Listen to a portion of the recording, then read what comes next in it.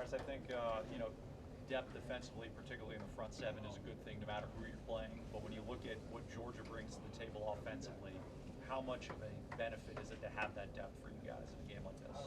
I mean, it's great. We know what type of offense they have and type of playmakers they got, and they're real physical. So I think when you have that much depth as we have, it's going to help us to be more physical and roll guys in there and keep fresh guys on the field. So it's definitely a big advantage. As a defense, how hard is it to stop a guy like Nick Chubb? I mean, it's going to take a collective effort. I mean, everybody just going to have to do their job and execute. I mean, it's pretty simple. Everybody just do their job and let the chips fall where they may.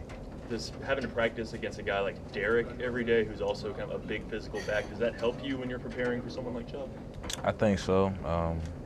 Especially linebackers in the secondary, just having a one-on-one tackle a guy like that and who runs physical. So it definitely is an advantage for us that we get to practice against bigger backs that we have and just get prepared for Nick Chubb. So it's definitely an advantage. We heard a little bit about Reggie challenging the defense in practice last week. It's one thing for people to talk, but then to come out and perform like you guys did on Saturday, what did that do for the confidence of the squad?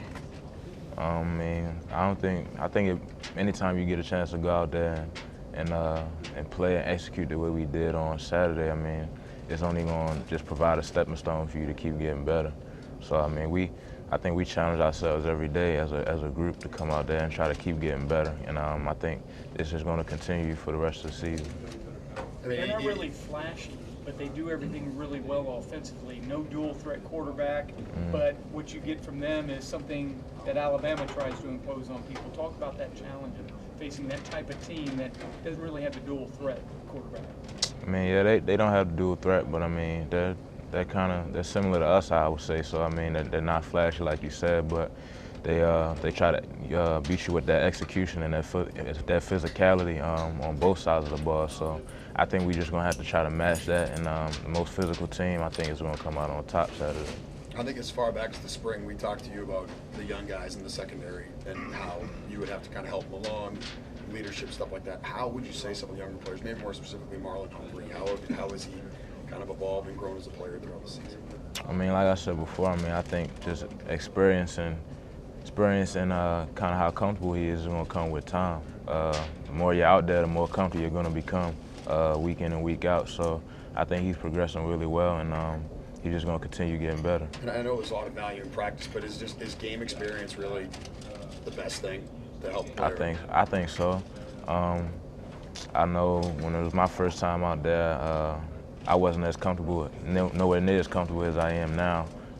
So I think game experience is the most valuable tool. I mean, practice is important as well, just knowing what you have to do. And I think the more you know what you're doing out there on the field, the more comfortable you'll be and just going out there and playing fast. So I think they will both work hand in hand, both practice time and just game experience. You were there at that last time you guys played Georgia in the Georgia Dome for SEC Championship. What do you remember about the end of that game? Nerve-wracking, very, very nervous about what was going to take place. I mean, a lot of big plays were made to kind of put us in position to win. And I was a young guy, so I saw the field a lot on special teams. But, I mean, just watching those guys go out there and compete and just seeing how physical that game was and how much passion was shown out there, it was definitely exciting to watch. And I'm excited to be a part of that game coming up this Saturday. First road game in a while. Is there a different mentality, different way to prepare for a game that's on the road in a hostile environment? I don't think it's a different way we prepare. I think we prepare the same way each week. But I mean, of course, it's our first road game, so we're going to have that crowd working against us as well, and that atmosphere we're going to have to adjust to. So I just think we're just going to have to be that much more focused and just focusing on what we got to do to go in there and try to execute as best as possible. So I know you've been around a long time with this program, and inside the locker room, I'm sure it's managed. Outside the locker room, the highs and lows of playing for Alabama. The highs are extremely high, the lows are extremely low. You've already experienced both of those this season.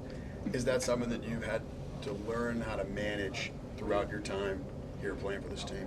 Yeah, I mean, I feel like you know what you're going to get when you come to a program like this, no matter how long you've been around. And the expectation is very high playing for Alabama.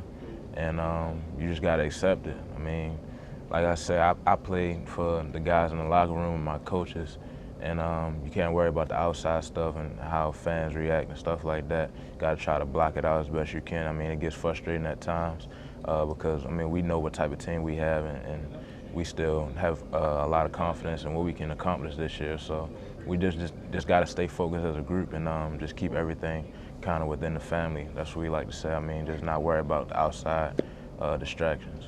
Let's do one more question. No room for error because of the early loss within the league. You've dealt with that before last year in the middle of the season, but this is a little sooner.